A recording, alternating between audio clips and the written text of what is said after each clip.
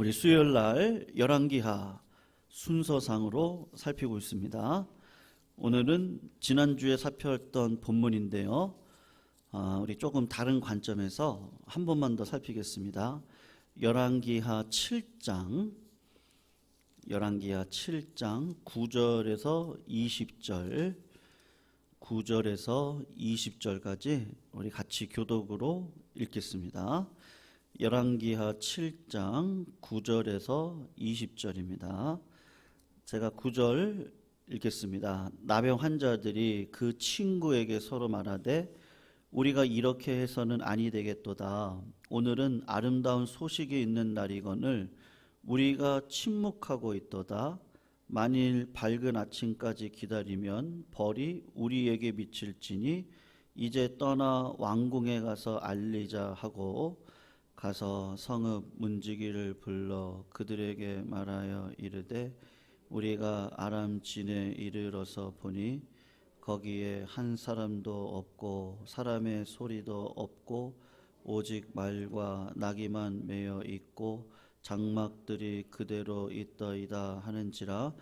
그가 문지기들을 부르매 그들이 왕궁에 있는 자에게 말하니 왕이 밤에 일어나 그의 신복들에게 이르되 아람 사람이 우리에게 행한 것을 내가 너희에게 알게 하노니 그들이 우리가 줄인 것을 알고 있으므로 그 진영을 떠나서 들에 매복하고 스스로 이르기를 그들이 성읍에서 나오거든 우리가 사로잡고 성읍에 들어가겠다 한 것이니라 하니 그의 신하 중 한 사람이 대답하여 이르되 청하건대 아직 성중에 남아있는 말 5마리를 취하고 사람을 보내 정탐하게 하소서. 그것들이 성중에 남아있는 이스라엘 온 무리 곧 멸망한 이스라엘 온 무리와 같으니이다 하고 그들이 병거 둘과 그 말들을 취한지라. 왕이 아람 군대 뒤로 보내며 가서 정탐하라 하였더니 그들이 그들의 뒤를 따라 요단에 이른즉 아람 사람이 급히 도망하느라고 버린 의복과 병기가 길에 가득하였더라. 사자가 돌아와서 왕에게 알리니 백성들이 나가서 아람 사람의 진영을 노략한지라. 이에 고운 밀가루 한 스아에 한 세겔이 되고 보리 2수아가 한 세겔이 되니 여호와의 말씀과 같이 되었고 왕이 그의 손에 의지하였던 그의 장관을 세워 성문을 지키게 하였더니 백성이 성문에서 그를 밟음에 하나님의 사람의 말대로 죽었으니 곧 왕이 내려왔을 때에 그가 말한 대로라.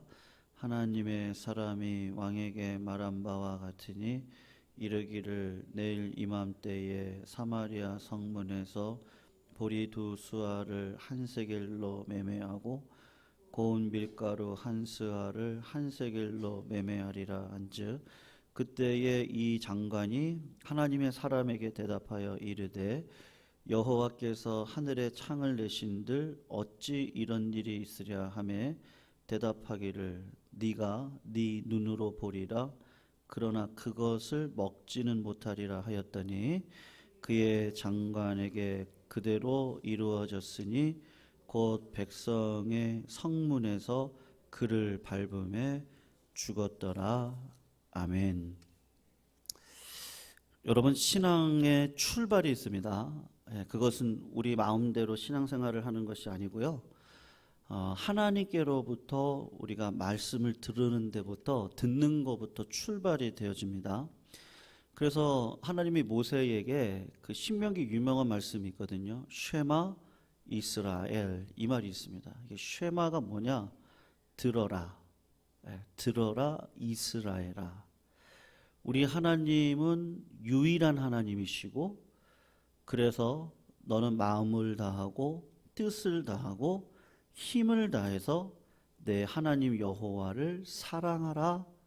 그러니까 신앙의 첫 출발점이 뭐예요? 이 듣는 것부터 시작하고요. 순종해서 성장하고 행함으로 열매를 맺습니다. 그래서 우리 신앙생활에 사도 바울이 했던 이야기가 있어요. 아주 좀 의미심장한 말인데요. 경건의 모양을 갖지 말고, 경건의 모양도 있습니다. 그러나 경건의 훈련을 행하는 것이 너희들에게 유익하다라고 이야기를 했어요. 그 말이 무슨 말이겠습니까? 말씀이 그 머리에서요, 심장으로 내려오는 것이 정말 힘듭니다. 그리고 이 심장에 내려왔던 말씀이 손발이 돼서 움직이는 건요, 훈련을 받지 않으면 할 수가 없습니다. 왜요? 우리는 육신의 그 정욕을 몸 자체가 DNA가 그렇게 돼 있어요. 코드화가 돼 있는데 그냥 가만히 놔두면 글로 달려가게 되어져 있거든요. 그래서 하나님께서 자꾸 들으라는 거예요. 훈련을 받아라. 듣는 훈련을 받고 그 훈련이 없이는 하나님을 이해할 수가 없는 거죠.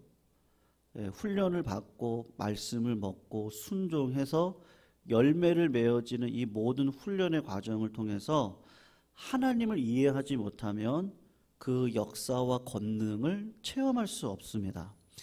열왕기하 지금 오늘 7장까지 왔는데 자꾸 그 열왕기하 1장부터 이렇게 보시면요, 하나님께서 북이스라엘 왕 아합이 죽은 다음에 아하시아 그의 아들이 왕이 됐거든요. 그런데 하나님이 이미 아합 가문에 엘리야에 의해서 하나님이 심판이 내려진 가문이다. 이 가문은 그렇게 이야기를 했던 적이 있어요. 그래서 열왕기상 21장 22절인데 하나님이 이렇게 얘기를 하시는 거예요. 엘리사를 통해서 너희 집이 느밧의 아들 여로보암의 집처럼 될 거고 아히야의 아들 바하사의 집처럼 되게 할 건데 이는 너희가 나를 노하게 하고 이스라엘이 범죄하게 했다. 지금 그 이야기를 하거든요. 여러분, 그 말씀에 대한 순종과 듣는 일에 훈련을 내지 않고 열심을 내지 않았던 이 가문에 하나님이 심판을 내리시겠다고 이야기를 한 거예요. 하나님의 뜻을 우리가 거스를 수 있습니까? 아합이 그 뜻을 거스러 보겠다고 전쟁터에 나갔을 때 자기 친구죠. 친구이면서 결혼 관계 속에 있었던 남쪽 유다 여호사밧에게 당신이 왕복장을 하고 전쟁에 참여하십시오.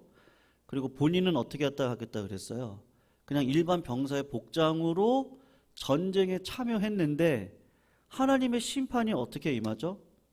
그냥 한 병사가 우연히 활을 당기어서 쏘았는데, 여러분 이 군병들이 입고 있는 이 갑옷은 이 솔기가 있어요. 구멍을 내는 솔기가 구멍인데 구멍을 낸 자리를 이렇게 이 노끈은 아니죠. 그 뭐예요? 짐승 가죽 띠 같은 걸로 이렇게 묶잖아요. 그렇게 묶어가지고 이 방어막을 만드는 겁니다. 근데 그 화살이 어디 가서 꽂혀요? 그 구멍에 가서 딱 꽂히는 거예요. 하나님이 아합의 가문에 대해서 이미 판단을 내렸어요. 그러니까 저울을 재고 이 저울에서 함량 미달이라고 판단이 되어지고 심판하시겠다. 그렇게 말씀을 하셨거든요. 근데 사람이 참 신기하죠. 여러분, 사람이 한 번에 바뀔 것 같은데 그렇지가 않아요.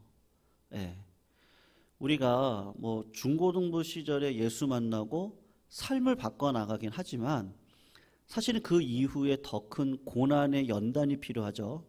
그렇지 않으면 우리가 평생을 예수님하고 걸어간다는 거 이게 쉬운 문제가 아니거든요.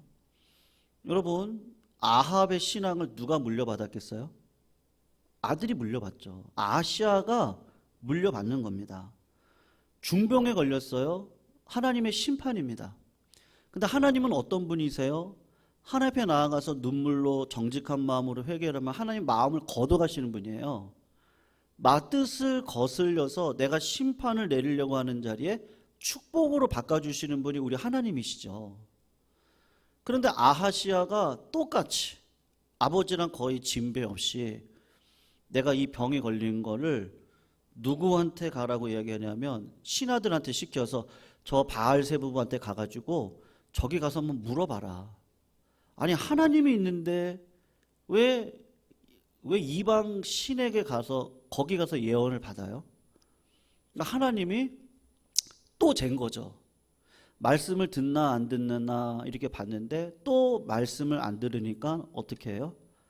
이게 얘기를 하는 거죠. 네가 침상에서 내려오지 못하고 죽을 거다. 결국은 죽고 말았어요.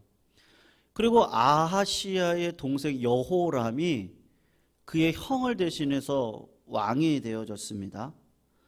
그 시대 때 엄청난 사건이 벌어졌는데 그게 뭐냐면 엘리야가요, 불말과 불병거를 타고 하늘로 승천을 하는 사건이 벌어졌어요. 이거 엄청난 사건 아닙니까? 사람이 죽지 않고 불말과 불병거를 타고 하늘로 승천해서 올라갔어요. 엘리야가요. 여러분, 그런데 그런 상황 가운데서도 귀를 닫고 코를 막고 마음을 다 닫아버리고 하나님께로 돌아오지 않습니다. 엘리야의 영적 후계자였던 엘리사를 향해서 백성들이 뭐라고 얘기하냐? 그럼 너도 스승처럼 하늘로 올라가라. 그리고 조롱을 하죠. 그러니까 성령 해방죄예요. 그러니까 그 조롱을 했던 아이들을 암콤이 나타나가지고 다 찢어 죽여요. 여러분 무슨 이렇게 하나님이 이렇게 무서운 하나님이시냐? 지금 그런 이야기가 아니고요. 상징적인 건데 지금 성령이 계속해서 역사하고 계세요. 제발 내 말 좀 들어라. 내 말 좀 들어라. 내 말 좀 들어라. 자꾸 표징을 보여줘요. 그런데도 오히려 여러분 어린아이들이 민심이라는 거 아시죠? 네. 초등학교 가서 어린아이들이 좋아하는 대통령이 민심이에요. 어린아이들이 매개하는 그것이 민심이거든요. 그러니까 지금 어린아이들이 민심을 따라서 어떻게 하고 있어요? 하나님의 종 엘리사를 조롱하니까 하나님이 이것도 심판이죠. 그렇게 해서 그 아이들을 다 죽여버리거든요. 3장으로 넘어가면 하나님께서 또 다른 증거를 보여주는데 지금까지 모압 왕하고 잘 지냈어요. 그런데 모압 왕 메사가 여호람의 통치를 거부하고 그동안 바쳤던 조공을 바치지 않습니다. 그러면 왜 이런 일이 벌어졌겠어요? 자꾸 하나님이 말씀하시는 거예요. 야, 좀 제발 내 얘기 좀 들어라. 신앙의 출발점이 듣는 것부터인데 듣는 마음이 없으니까 하나님이 자꾸 표적을 보이다가 표적이 안 되면 어떻게 해요? 징계를 주시잖아요. 그러니까 징계가 뭐겠어요? 가뭄, 구약에서요. 전쟁. 이런 것들을 징계를 주시는 거예요. 그러면 여호람 왕이 이게 회개를 하는 마음이라든지 후회하는 마음으로 가야 되는데 그렇게 하지 않고 어떻게 하냐면 자기 뜻대로 이 전쟁을 승리해 보겠다고 하는데 아니 2주를 걸어갔는데 물이 없으니까요. 다시 돌아오려면 또 물이 없으니까 여기서 이제 죽게 생긴 거죠. 여러분 그때 여호사밧 친구 왕이 이야기를 합니다. 엘리사에게 가서 도와달라고 겸손하게 이야기를 하자. 그때 하나님이 응답하셔서 북이스라엘이 모압 왕에게 죽지 않도록 끌어내십니다. 그리고 하나님이 기적을 4장에 가면 베푸시는 거예요. 5가지 기적이 있었거든요. 제가 그러니까 정리해 드리는 거냐 그냥 듣고 잊어버리셔도 돼요. 5가지 기적이 있었는데 가난으로 2 아들을 종으로 팔아야 될 그 선지자 아내 집에 가서 기름을 계속 부으는 사건을 통해서 이 가정을 살려주시는 기적. 그리고 믿음으로 아들을 얻은 수넴 여인의 이야기가 있고 그리고 그 아들이 죽었을 때 엘리사가 살려줬던 기적이 있었고 국에 들어간 해독, 그 해가 내는 그거를 해독을 시켰던 기적이 있었고 보리떡 20개로 100명의 어른들을 먹였던 이적이 일어나는데 왜 4장에서 갑자기 기적을 5개나 보여주시겠어요? 이 땅을 주관하시는 분이 누구라는 거예요. 지금 계속 기근이 있었거든요. 전쟁이 있었고. 근데 자꾸 엘리사를 통해서 기적을 보여주시면서 살 길이 있다. 여호와께 돌아와 그에게 뜻을 물어보고 걸어가라. 이걸 자꾸 이야기를 하는 거예요. 근데 이스라엘 백성들이 안 듣는다고요. 그러니까 하나님이 누구를 5장에 등장시키세요? 이방 아람 장군 나아만을 등장을 딱 시키는데, 이 장군이 자기가 끌어왔던 이스라엘 여종 하나의 이야기를 듣고, 이스라엘 땅에 가면 엘리사라고 하는 선지자가 있는데 그 선지자를 만나면 당신이 날 겁니다. 그 말 한마디 듣고 믿음으로 와서 엘리사가 이야기했던 요단강에 가서 7번 물을 담그고 일어서라. 그럼 네가 날 거다. 근데 여러분, 이방인은 오히려 하나님의 말을 듣는단 말이에요. 자꾸 이걸 좀 보여주고 있는 거예요. 하나님이 우리들의 상황이 어떤지, 지금 너희들이 어떤지 아니? 나아만은 와가지고 오히려 말씀을 들음으로 나음을 입었는데요. 이게 아이러니죠. 엘리사의 종이었던 게하시는 뭐에 눈이 어두워요?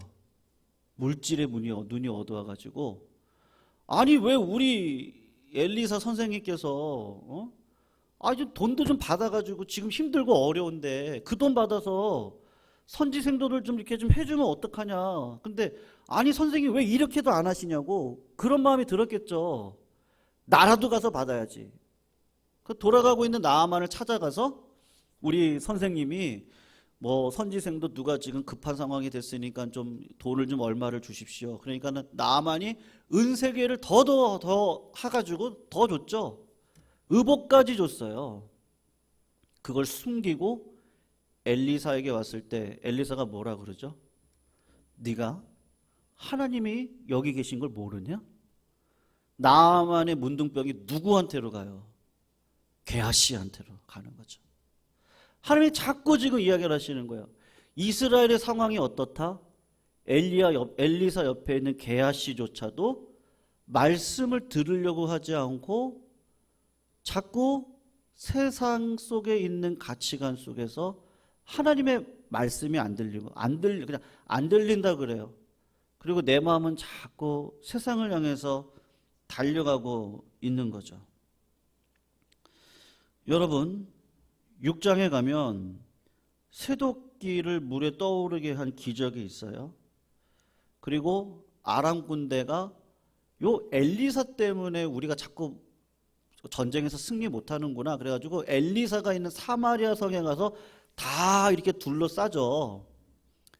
그리고는 엘리사를 죽이겠다고 하는데 엘리사가 어떻게 하죠? 그들의 눈을 멀게 해가지고 성 안으로 들어오게 하는 그런 사건도 있었습니다. 계속해서 지금 뭐를 보여주고 있어요? 하나님이 지금 역사하고 있거든요. 네. 여러분 제가 말씀드렸죠. 지금 은혜가 계속 부어져요.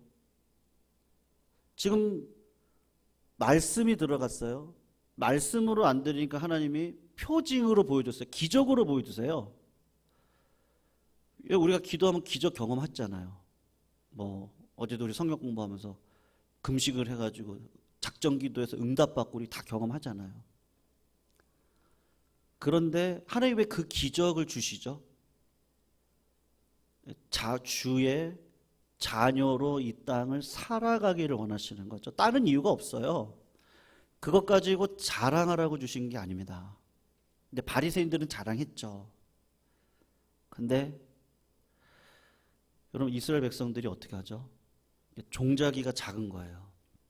하나님이 자꾸 은혜를 부어주시는데 그 은혜를 받을 수 있는 그릇이 자꾸 넓어져가지고 이걸 받아내야 되는데 자꾸 흘려보내니까 하나님이 어떻게 하세요? 표징을 주는데도 안 하니까 징계를 주고, 징계의 최종의 오늘 본문이라고 할 수 있겠는데 최종적으로 징계가 뭐겠어요? 여러분 전쟁만큼 참혹한 게 어디 있습니까? 그러니까 최종 징계는요, 전쟁을 통한 인간 군상들의 참혹함을 보여줍니다. 오늘도 뭐 아침에 8시 55분인가요? 북한에서 미사일 3발을요 NLL을 통과해가지고 우리 속초 해변에다가 떨어뜨렸어요. 이게 지금 엄청난 사건이 벌어졌습니다. 예, 지금 이게 뭐 대단한 일이 벌어진 거거든요. 6.25 이후에 첫 번째로 있는 일입니다.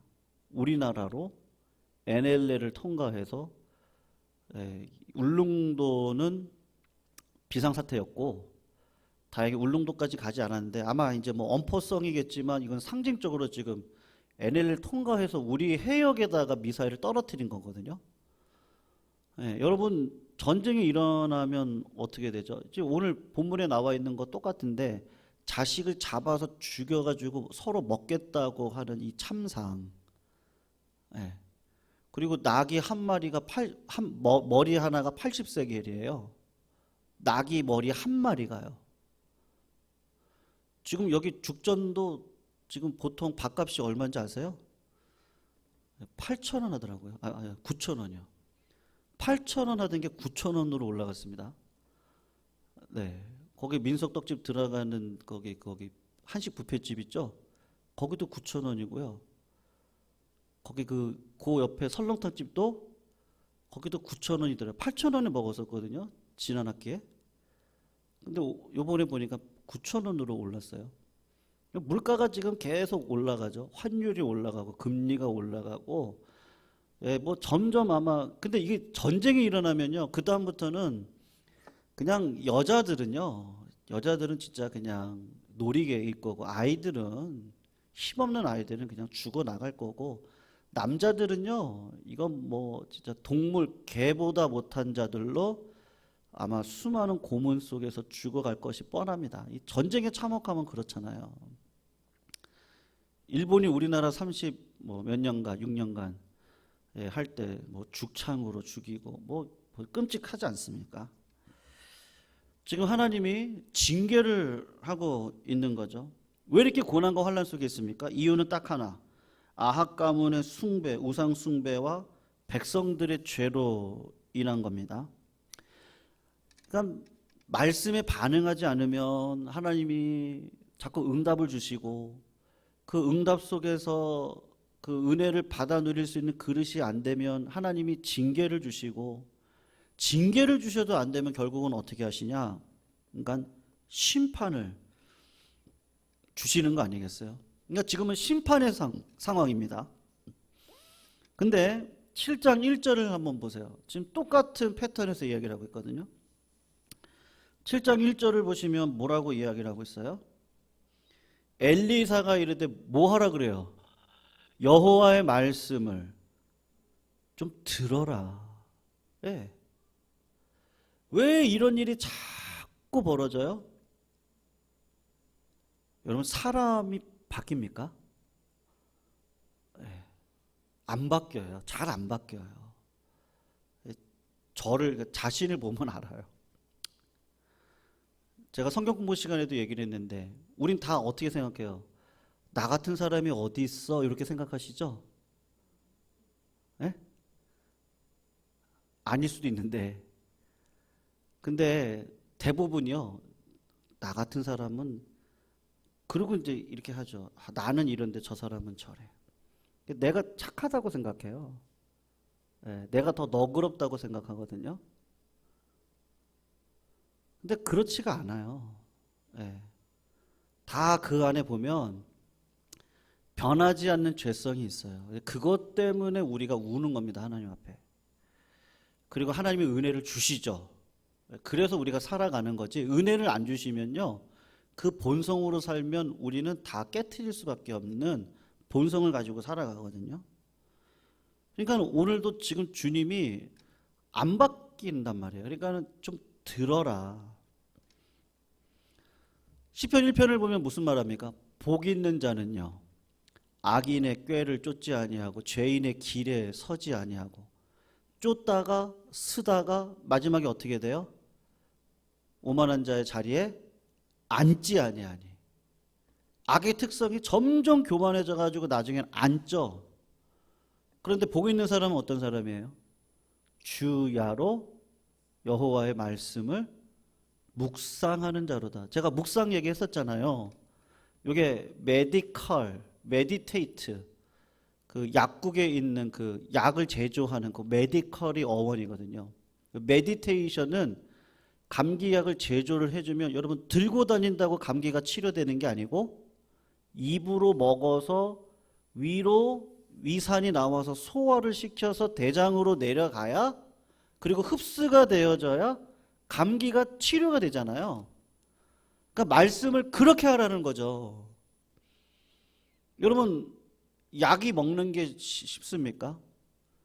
젊을 때는 어떻게 해요?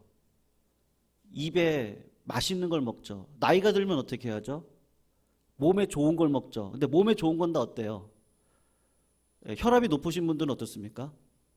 짠 거 절대 안 드세요. 매운 거 안 드세요. 밍숭밍숭한 거 그냥 드세요. 네. 다 관리를 하거든요. 이것도 훈련인데. 근데 말씀은 어떻겠어요? 몸에 좋은 말씀이 사실 맛있습니까? 이 말씀이 나를 찌르는데요. 칼로 나를 막 찌르거든요. 근데 이게 맛있어요. 그런데 그 찌르는 칼, 좌우의 날성검인 이 말씀을 내 입으로 꿀꺽 삼킬 때 얼마나 쓰겠어요. 내 안에서 수많은 애통이 일어나고 몸부림이 일어나죠. 근데 이것이 결국에는 나를 살리는 말씀이 되는 거 아니겠습니까? 그러니까 복 있는 사람이 어떤 사람이에요? 신앙의 출발점이 뭐예요? 그러면 잘 들으셔야 되는 거죠. 열왕기하를 쭉 읽고 묵상하면서 깨닫는 게 뭐냐? 그냥 우리네 인생이랑 똑같구나. 이 이스라엘 백성들이 진짜 안 바뀌잖아요. 잘 안 바뀝니다, 우리가. 뭐 듣다가도 또 까먹기도 하고 한 귀로 듣고 한 귀로 흘리는 경우도 너무 많고. 그런데 여러분 뭐는 조심하셔야 돼요. 우리가요. 다른 거는 마음이 비록 그렇다 할지라도요. 이거 하나는 조심하셔야 되는데 이 말은 조심하셔야 돼요. 네. 입술의 고백을 내가 그렇지 않다 할지라도 이 입술의 고백을 조심을 하셔야 됩니다. 여러분 지금 엘리사가 하나님이 이제 너희들한테 다시 은혜를 줄 거야. 징계인데 부모님 마음이 그렇죠. 자식을 이렇게 막 징계를 하다가도 결국은 내 자식이니까 이걸 다시 끌어안는데 그러면서 하는 이야기가 무슨 얘기를 하냐 하면 거기 한번 볼까요? 16절인데 한번 보세요. 7장 16절. 낙이 한 머리 한두 당 80세겔 했거든요. 근데 16절을 보면 지금 어떻게 된다 그래요? 같이 한번 읽어볼게요. 시작. 백성들이 나가서 아람 사람의 진영을 노략한지라 이에 고운 밀가루 한 스아에 한 세겔이 되고 보리 두 수아가 한 세겔이 되니 뭐가 같다고요? 여호와의 말씀과 같았다. 그렇게 이야기를 하죠. 여러분 하나님이 이미 작정하셨어요. 그러면 그 일은 이루어지는 거죠. 말씀하셨으면 이루어집니다. 그런데 이 실제의 말씀을 이렇게 마음은 아니더라도요. 이 입으로 나가지 않으면 괜찮아요. 이것도 훈련이거든요. 네, 뭐 안 바뀌죠. 근데 진짜 안 바뀝니까? 세월이 가면서 우리가 서서히 바뀝니다. 다. 네. 그래서 젊은 시절에 그 막 호기로웠던 것들이 어느 순간 이렇게 꺾이기도 하고요. 무지몽매했던 것들이 이렇게 지혜를 갖고 동감하지 못했던 것들을 나중에 나이가 들어가면서 다 경험을 하고 인생이라는 게 뭐 별거 아니구나. 다 똑같구나. 그리고 이제 동감도 하고요. 이게 서서히 바뀌어가는 것들이 있잖아요. 근데 여기서 조심해야 될 게 이제 너무 이렇게 단정적으로요. 우리가 뭐든지 그렇습니다. 뭐 단정적으로 얘기할 게 없거든요. 그렇게 얘기하시면 하나님은 그런 거를 별로 원하시지 않는 것 같아요. 뭐 이럴 거야, 뭐 할 거야, 뭐 어땠어? 정의를 막 내리죠. 뭐 예배 정의도 막 내리고 뭐 그래요. 근데 그게 그렇지가 않더라고요. 다 사람마다 틀리고 반응이 다 틀려서 그렇지가 않은데 여기 지금 한 장관이요. 19절을 한번 보세요. 그때에 이 장관이 하나님의 사람에게 대답하여 이르되, 여호와께서 뭐라고 얘기를 하는 거예요? 이 사람이 지금 하늘에 창을 낸들 어찌 이 일이 있겠냐. 여러분, 우리가 하나님 앞에 이 그 지혜의 근본은 뭐라 그러죠? 여호와를 경외하는 거라 그러죠. 여러분, 경외가 뭐죠? 그 앞에 함부로 말할 수가 없습니다. 두려움이 있죠. 권위가 있잖아요. 그 앞에서 함부로 말할 수 없습니다. 그런데 믿음이 떠난 자가 하는 말이 뭐예요? 그냥 하나님이 창을 내신들 이런 일이 일어나겠느냐 이렇게 이야기를 하니까, 여러분 어떤 일이 벌어지죠? 그 마지막 구절인데 우리 20절 같이 한번 읽을게요. 시작. 그의 장관에게 그대로 이루어졌으니 곧 백성이 성문에서 그를 밟음에 죽었더라. 여러분, 기적은 봤어요. 근데 그 기적의 열매는 못 먹었어요. 네. 민수기 14장 27절 28절 제가 읽어볼게요. 나를 원망하는 이 악한 회중에게 내가 어느 때까지 참으랴? 이스라엘 자손이 나를 향하여 원망하는 바 그 원망하는 말을 내가 들었노라. 그들에게 이르기를 여호와의 말씀에 내 삶을 두고 맹세합니다. 하나님을 두고 맹세하시는데 너희 말이 어떻게 하겠다고 그래요? 내 귀에 들린 대로 내가 너희에게 실행할 것이다. 그렇게 이야기를 하죠. 여러분, 듣는 훈련도 중요하고요. 잘 들으면 내 입의 고백이 어떻게 되죠? 여러분, 입술의 고백은요, 내 안에 있는 게 나오는 거예요. 내 입술의 고백이 그 사람의 정체성이에요. 그 사람이 현재 걸어가고 있는 삶의 정체성이 내 입술의 고백으로 드러나는 거죠. 하나님께서 오늘 두 가지를 얘기하겠어요. 제가 오늘 설교 제목을 속담으로 잡았는데요. 가는 말이 오면은 고하야, 오는 말도 어떻게 해요? 곱죠. 예. 가는 말이 곱지 않고 어떻게 오는 말이 고울 수가 있겠습니까? 하나님께서 자꾸 말씀하세요. 근데 그 말씀으로도 안 들으면 여러분, 심판을 주시는 게 아니라 어떻게 하세요? 은혜를 주세요. 근데 그 은혜를 받아 누리지 못하면 어떻게 해요? 징계를 주시고요. 그 징계도 못 누리면 어떻게 해요? 나중에 심판으로 갚으시겠죠, 하나님이요. 지금 아합 가문에 지금 하나님이 계속 어떻게 하시는 거예요? 심판을 계속 미루시고 은혜를 계속 주고 계시죠? 근데 여호람이 마지막에 어떻게 하겠어요? 그 믿음의 반응으로 동참하지 못하게 되는 것이죠. 사랑하는 성도님들, 우리 인생도 똑같습니다. 엘리 제사장의 가문이 망했어요. 왜 망했어요? 자꾸 경고를 주는데 말을 안 듣고 입술의 고백이 부정적이죠. 아합도 똑같습니다. 사울은 어땠습니까? 사울왕은요.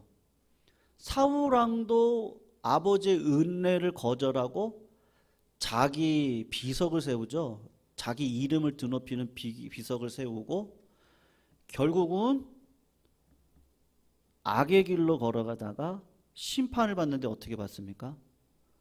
스스로 목숨을 끊는 자리에 가죠. 네. 사울이 그랬습니다. 아합이 그랬습니다. 엘리 제사장의 가문이 그렇습니다. 사랑하는 성도님들, 오늘도 하나님은요, 지금은 심판의 해가 아니거든요. 지금 은혜의 해를 우리들에게 비추어 주고 계십니다. 그리고 훈련이 필요하죠. 훈련이요. 네. 자꾸 하나님과 동행할 수 있는 그 방법을 모색하시고 그 방법 속에 나를 자꾸 던져 놓으셔서 그 하나님의 말씀이 나를 끌어가도록 자꾸 나를 죽여야 되는 거죠. 그러면 하나님이 역사를 하시는데 어떤 방식으로 역사하시죠? 고난의 방식으로요. 네. 예수의 흔적을 지는 방식으로 역사하셔서 우리 마음이 교만하지 않게 하도록 걸어가십니다. 왜요? 하나님이 힘으로 살아내지 않으면 이 상황은 견딜 수 없거든요. 근데 이스라엘 백성들은 어떻습니까? 다 좋은 것 같아요. 근데 뭐 하나님이 전쟁도 일으키시고요. 기적도 보여주시고 은혜도 보여주시는데 듣지를 않고 한 장관은 오히려 원망의 말을 하다가 하나님의 심판의 자리에 들어가는 것을 보여줌으로써 무슨 이야기를 하시려는 거겠어요? 우리 보고 하나님의 말씀을 들어야 된다. 잘 듣는 마음이 말도 하나님께서 원하시는 마음으로 나가시겠죠. 그래서 성도님들, 오늘도 하나님 말씀이 내 삶의 기준이 되고요, 원칙이 되고 철학이 돼야 됩니다. 여러분, 철학이 되려면 얼마나 많이 사고를 해야 되겠습니까? 그리고 사상으로 가려면요, 내 몸에 배어진 사상으로 가려면 얼마나 땀을 흘리고 애를 써야 되겠습니까? 오늘도 그분의 통치하심에 나의 온몸을 맡기고 그분의 뜻대로 살아가는 일에 경건의 능력을 소유하실 수 있는 우리 성도님들이 다 되시기를 축원합니다.